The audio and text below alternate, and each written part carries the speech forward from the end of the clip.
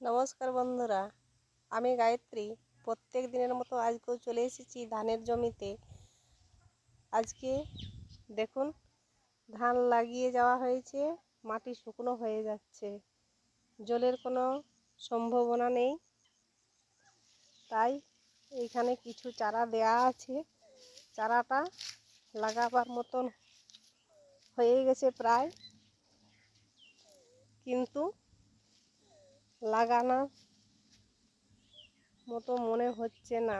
লাগালে মনে হয় যে জলের অভাবে মারা যাবে, তাই ধানটা লাগাবার জন্য আগ্রহটা কমে যাচ্ছে।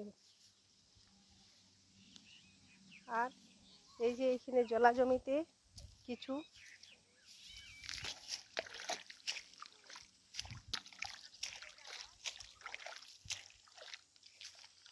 আমাদের শাক হয়েছে, দেখুন। এই শাকগুলো আমরা ভেজে খাই। আমাদের গ্রাম বাংলার মানুষ এই শাক সবজি বেশি পছন্দ করেন। এই শাকগুলোর কি নাম আপনারা যদি জানেন তো কমেন্টে জানাবেন। আমরা এগুলোকে শুশনি শাক বা চার পাতা শাক বলে থাকি। এর খুব গুণ, রাত্রিতে যদি ঘুম না ধরে কাঁচাতেও খাওয়া যায় এবং ভেজে খালেও কাজে লাগে। যে ওষুধ ডাক্তারের ব্যবহারে লাগে, এটা শাকের মধ্যেই পাওয়া যায়। তাই আমরা আজ বাড়ি নিয়ে যেয়ে শাক ভেজে খাওয়া হবে।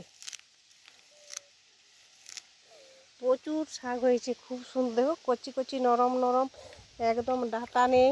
শাক ভাজা খেতে কে কে ভালোবাসেন, চ্যানেলটাকে ভালো লাগলে সাবস্ক্রাইব করবেন, কমেন্ট করবেন এবং ফলো করবেন। দেখুন শাকের কীরকমভাবে শাকগুলো হয়ে যাচ্ছে।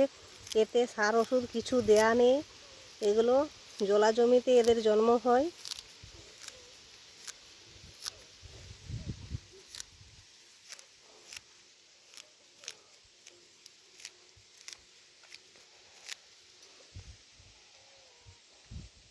শাক ভাজার পর খাওয়া হবে।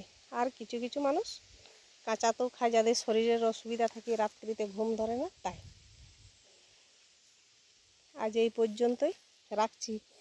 বন্ধুরা ভালো থাকবেন, সুস্থ থাকবেন।